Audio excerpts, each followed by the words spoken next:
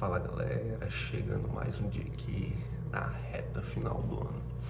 Estamos aí atravessando a penúltima semana, né? Que é o Réveillon cair na metade aí da semana, então praticamente a gente está na última semana de dezembro. E aí a gente aparece aqui mais um dia. A ideia é a gente ter um encontro aqui hoje e outro encontro no dia primeiro. Dia primeiro eu quero fazer outro encontro aqui para poder conversar mais com vocês. E aí a gente teve uma confraternização de Natal. Eu ainda não fiz o desafio que eu falei que eu iria fazer, mas questão de tempo. A gente, e claro, antes da virada do ano a gente vai fazer isso aí.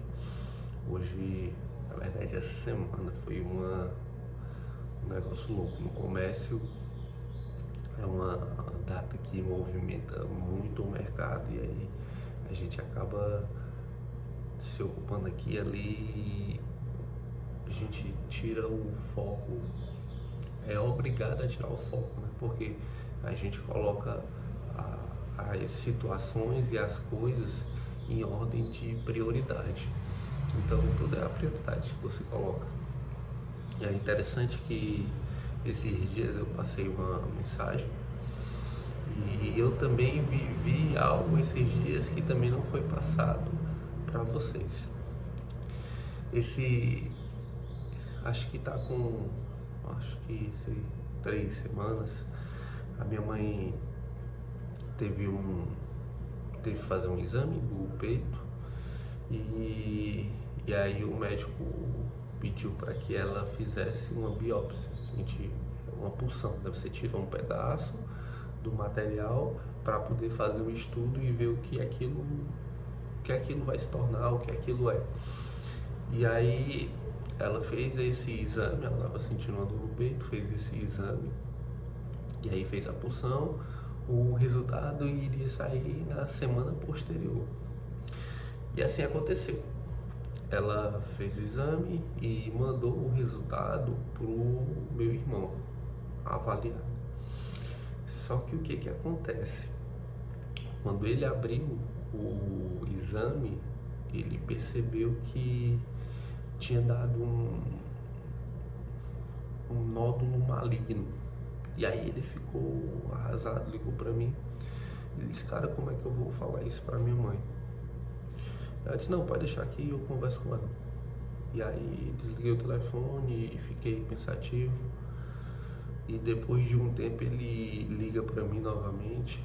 E aí ele olha lá, diz, cara, o exame aqui que tu me deu, na verdade o exame que a mãe me deu, estava errado.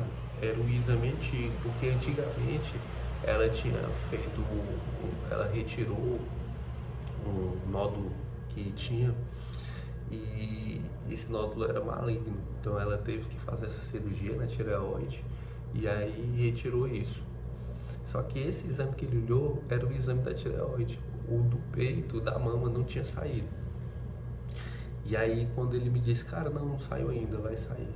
E aí me veio à cabeça as duas situações, porque na primeira situação estava tudo em estado de normalidade e na segunda situação algo tinha desmoronado.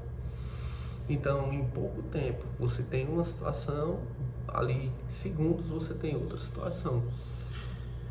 E isso que me chama a atenção de agora você está em estado de plenitude, você está em paz e depois de algum momento tudo desanda, tudo desmorona. Ou seja, numa situação você tem a plena riqueza e em outra situação você tem uma pobreza extrema. Vocês conseguem diferenciar a situação e isso é interessante para que a gente levante dentro da nossa cabeça, no estado atual, situações onde identifique que a gente tem uma plena riqueza. Quando você tem saúde, quando você tem uma família, quando você tem um trabalho, quando você tem uma paz, Isso é uma situação de plena riqueza. Porque se eu retirasse alguma dessas coisas elencadas, dessas coisas que eu acabei de falar para você, se eu retirar isso, as coisas começam a desandar.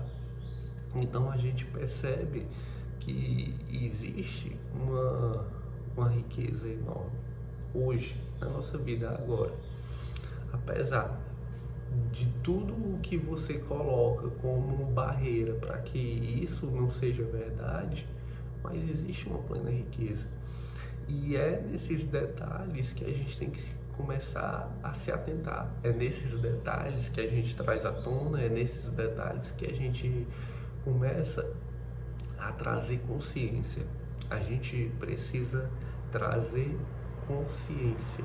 A gente precisa fortalecer. A gente precisa fortalecer os nossos vínculos com um pleno estado de paz. Mas isso é complicado para entender, eu não consigo de fato entender isso. É simples, você na sua cabeça elenca tudo aquilo que você não trocaria por motivo nenhum. Você elenca tudo isso e depois você faz o exercício de retirar tudo isso da sua vida. E aí você percebe a situação que você vai se encontrar. Você percebe que, de fato, você vivia uma vida muito plena. Você vivia em estado excepcional. E essas coisas a gente tem que se apegar, e isso é um ponto. E o outro detalhe é você não se acomodar com isso que você tem. Você tem que ser grato, de fato. A gratidão, ela tem que ser contínua nisso. Mas a acomodação nisso, não. Uma coisa é você ser grato, outra coisa é você ser acomodado com isso. Entende? Então, não é que eu tenha um emprego, eu não seja grato por isso. Sou grato, mas eu posso alcançar mais, eu posso fazer mais. E isso é um estado onde você se coloca em desafio. E aqui vai uma dica importante, né? Se você não se coloca em desafio, se você não coloca num estado onde você se desafie, a própria situação vai tornar um desafio para você. As outras pessoas vão te desafiar em algo. Então, se você não se coloca, se você não se testa, se você não se põe à prova, as outras coisas vão te colocar à prova, porque a vida, ela acontece dessa maneira. E o detalhe é que quando as outras coisas te colocar à prova, você não vai estar em uma situação que esteja fortalecido para poder enfrentar isso. E vai ser mais difícil. Quando você se coloca em desafio, isso é um treinamento. É um treinamento para si, para quando você enfrentar situações onde a própria vida te coloca em desafios, você esteja forte o suficiente para poder aguentar a pancada. É sobre isso, se colocar em desafios é sobre isso. As pessoas confundem ser grato com ser acomodado. Quando você é grato por uma situação, quando você é grato por algo, não significa que você tem que estar estagnado naquilo. Você tem que estar em desenvolvimento. É interessante que hoje, daqui a pouco, eu estou completando 24 horas de jejum. Foi a minha primeira experiência com isso e é um negócio totalmente diferente de tudo que eu vivi. Porque você se coloca em uma situação onde você começa a enfraquecer aquilo que você tem, aquilo que você é, e você sobrecarrega todo o seu sistema de uma forma, como no meu caso, como foi a primeira vez, você sobrecarrega todo o seu sistema e na sua cabeça você tem que trabalhar como se tudo estivesse dentro da normalidade. E é interessante que tem um conceito bíblico onde você mata o corpo e fortalece o espírito. Seu corpo milita contra o espírito. Existe uma guerra entre os dois, onde algo no meio, que é chamado a alma, ela vai decidir para onde vai balancear.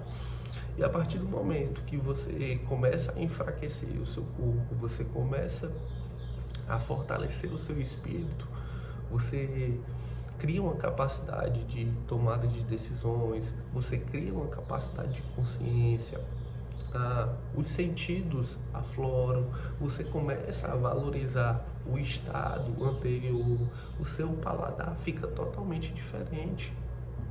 É uma coisa absurda.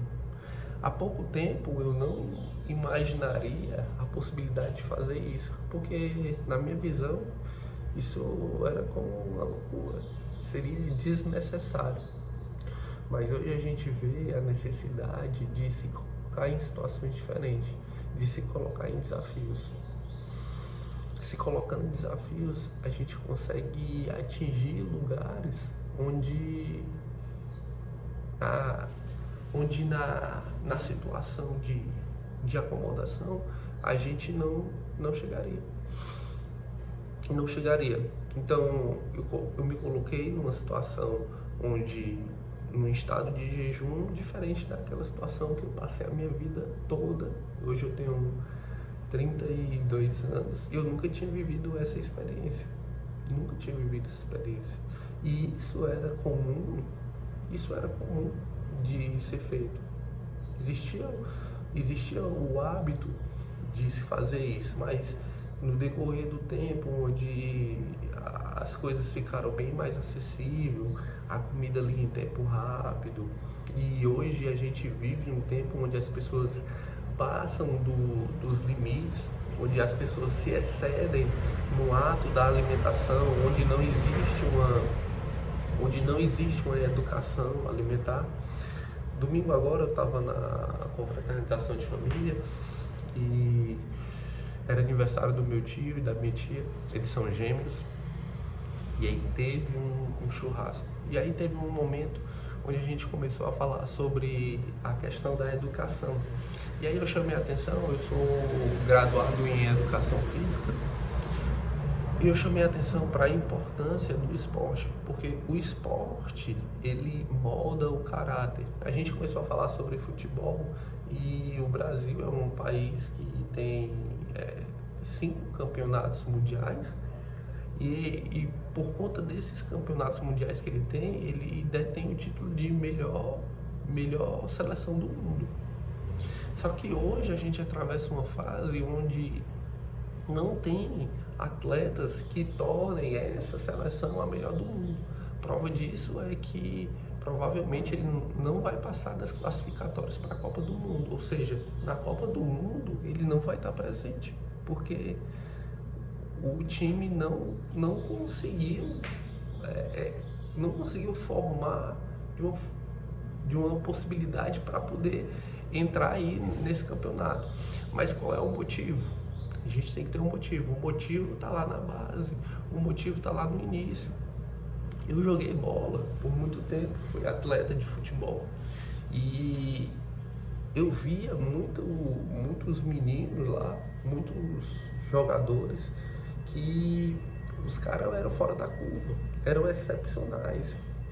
Só que no futebol não precisa ser só bom, você precisa ter alguém que coloque você em algum lugar, você precisa ter pessoas que indiquem você, pessoas que ponham você em determinado local para que você tenha sucesso nisso, porque a gente precisa, são muitos times, são muitos jogadores, muitas pessoas vão sair para outro país para poder jogar futebol.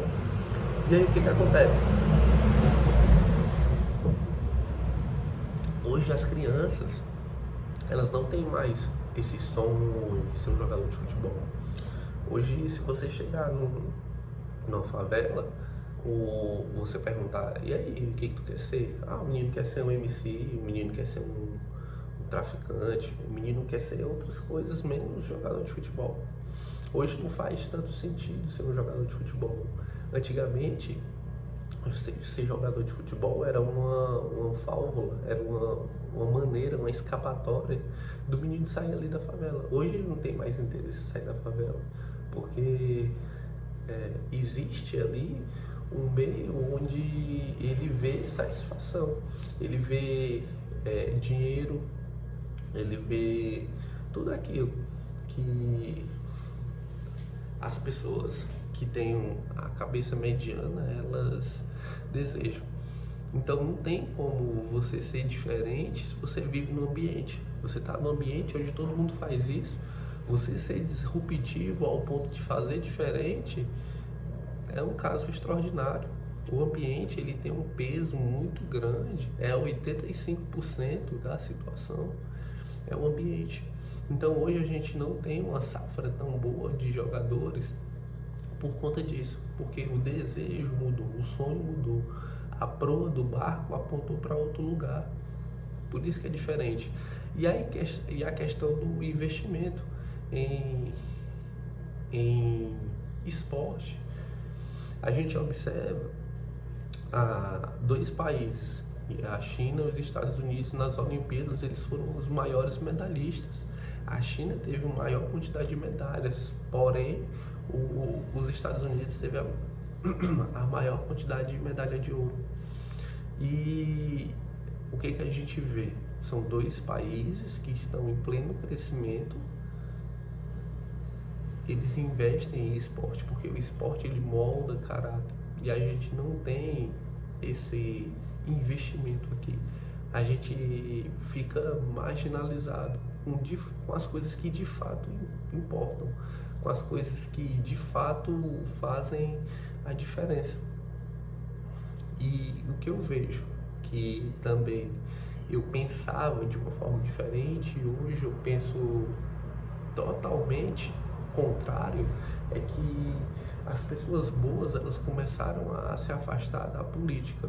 Ou seja, quando as pessoas boas se afastam da política, na política permanece só gente ruim. E à medida que essas pessoas boas voltam, e se elas voltar em massa, porque não tem condições de uma pessoa estar em um ambiente onde você vai ser engolido, se a gente começar a formar pessoas boas para retornar nesse cenário político, a gente vai conseguir uma diferença enorme.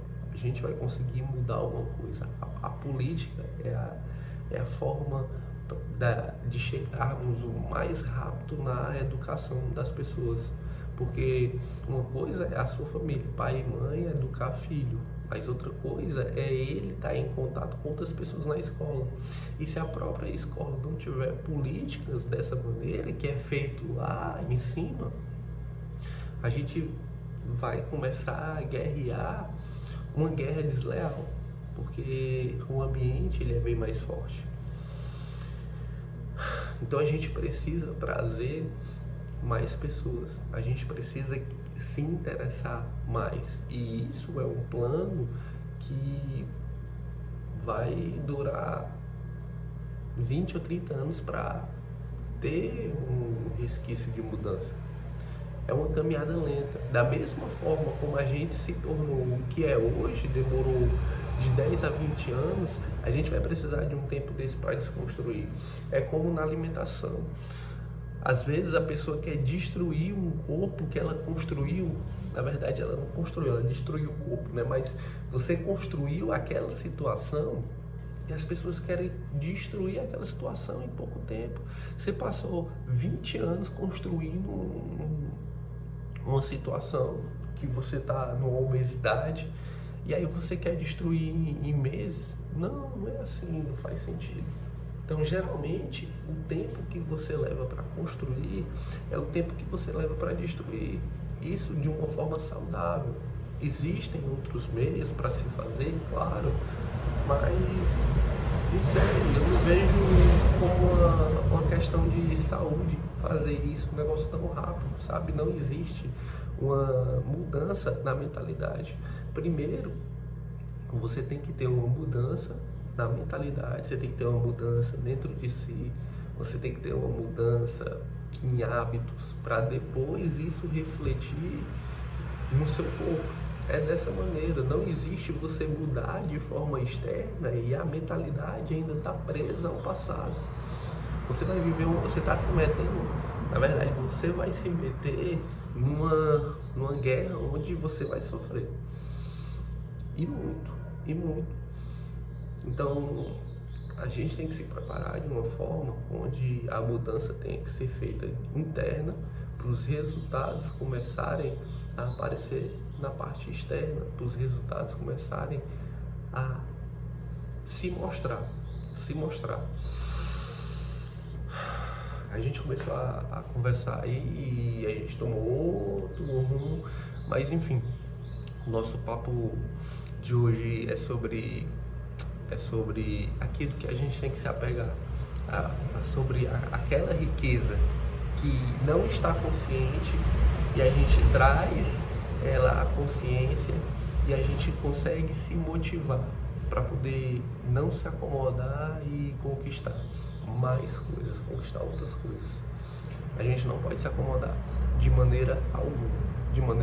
E esses 2 anos, esses 2 últimos anos, onde eu comecei a colocar pressão, eu comecei a fazer coisas diferentes, eu comecei a me colocar em desafios e a minha vida teve um resultado enorme, a minha vida teve uma mudança enorme. E a grande questão disso é que você fala aqui, eu estou falando para você, eu estou instruindo você, eu estou te dando provas, eu estou te mostrando. Só que as pessoas, elas caem na parte prática, na parte do fazer. Tem muita gente que gosta de ouvir, que gosta de trabalhar a imaginação, mas na hora do fazer não faz. Se não tiver a ação, não vai funcionar, as coisas não andam, não vão progredir. E aqui o que eu quero de você é que tudo que você ouve, que tudo que você escuta e se fizer sentido para você, aplique na sua vida. Se de fato isso você crê e você acredita, você tem aquela convicção de que isso vai mudar, isso vai melhorar, isso vai trazer alguma diferença, aplique. A aplicação, a ação é a parte mais, a parte que tem mais prioridade nisso tudo. Se você não agir, se você ficar só escutando, não vai mudar muita coisa, não vai fazer diferença alguma. Eu vejo que a gente está chegando no final do ano e, como eu falei para vocês, a gente já começou o ano de 2025 dentro de 2024. A gente já começou a trabalhar o ano de 2025. Contrário de outras pessoas, que eu acho uma ideia absurda de que você recebe um novo ano fora do estado de consciência, você recebe um novo ano fazendo uma agressão enorme ao seu corpo. Olha os absurdos que as pessoas se metem. Mas como é que eu faço uma agressão enorme ao meu corpo? Enchendo a cara, bebendo, comendo demais, além do que precisa. E aí esse é o pontapé inicial que você vai dar ao novo. Você percebe que as pessoas, elas começam a fazer as coisas de uma forma que se repetem todo final do ano, é a mesma história, a mesma conversa, as mesmas coisas. E aí você promete as mesmas promessas, que você vai mudar, não, você vai comer aqui no final do ano, mas em janeiro a gente vai começar a academia. Só que em janeiro você vai, faz um mês, e aí aparecem algumas coisas onde vão te deixar de baixa, onde você não vai querer continuar o desafio, aí aparece o carnaval, e o carnaval, depois do carnaval, e começa a Páscoa, e você não pode fazer isso, porque a Páscoa está aí. Aí passa mais um ano, com as mesmas situações, com as mesmas histórias. E o principal aqui é a agressão que você faz ao seu corpo. Cara, quando eu vejo pessoas bebendo de forma desenfreada, claro, loucura total. E isso é a parte onde eu vejo que não há a mudança. Se de fato você quiser ter a mudança, se de fato você quiser resultado diferente, você vai ter que ter disciplina. A disciplina, ela é essencial para você ter resultados diferentes. A disciplina é fazer, repetir constantemente. Repetir constantemente. E se você quiser colocar mais pressão ainda, você aprende, repete e ensina. Quando você ensina, cara, esse é o grande X aí da questão. Você encontra aí a solução de tudo na parte do ensinar. Se você quiser ficar fera, se você quiser alcançar um nível diferente, você vai ensinar, você vai colocar para fora tudo aquilo que você aprendeu e tudo aquilo que você está praticando, tudo aquilo que você está repetindo. Esse é a principal chave. Se eu pudesse deixar um ensinamento aqui para 2025, você perguntar, mais o que que eu posso fazer em 2025 que eu vou ter resultado diferente? Aprender coisas novas, praticar coisas novas, ter disciplina, repetir isso e ensinar. Pronto. Essas 4 coisas: aprender, praticar, ter disciplina e ensinar. Se você tiver isso, você rompe qualquer coisa em 2025. Você rompe qualquer coisa em 2025. Beleza? Hoje a gente vai ficando por aqui. Vamos fazer a nossa oração. Dia 1º a gente vai estar junto novamente. E a gente vai preparar o nosso som. Beleza? Fecha os olhos aí, respira. Enche todo o pulmão, solta o ar. Enche todo o pulmão, solta o ar. Pai, te rendo graças pela tua bondade, pela tua misericórdia. Se renovam, se fortalecem todos os dias. Obrigado, Senhor, por mais esse ano. Obrigado pelos resultados, obrigado pela consciência. Obrigado, Pai, por tudo que realizaste e que a minha vida seja um exemplo para outras pessoas. Obrigado por conseguir caminhar em teus passos, Pai. Obrigado por ter acesso a tudo aquilo, pela expansão da consciência. Obrigado por ser mais consciente em cada detalhe, em cada dia, em cada situação. Eu te agradeço infinitamente. Deus abençoe o nosso ano, que seja um ano de aprendizado, que seja um ano de prática, que seja um ano de disciplina, seja um ano de ensino, que a gente consiga transbordar mais daquilo que a gente aprende, daquilo que a gente consegue fazer com maestria e ensinar outras pessoas, desenvolver outras pessoas, desenvolver outras famílias. Eu te agradeço, Pai, infinitamente, por todas essas palavras, pelo acesso. Obrigado pela amizade, obrigado pelo carinho, obrigado por me amar. Eu te agradeço infinitamente, em nome de Jesus, amém. Show de bola, pessoal. É isso aí. Vamos colocar pressão, vamos seguir em frente. Dia 1º a gente vai estar aí, Deus abençoe. Que vocês consigam ter uma virada de ano, vocês consigam ter uma excelente noite, vocês consigam ter uma consciência daquilo que vocês vêm praticando no decorrer do tempo. Beleza? Tamo junto. Valeu!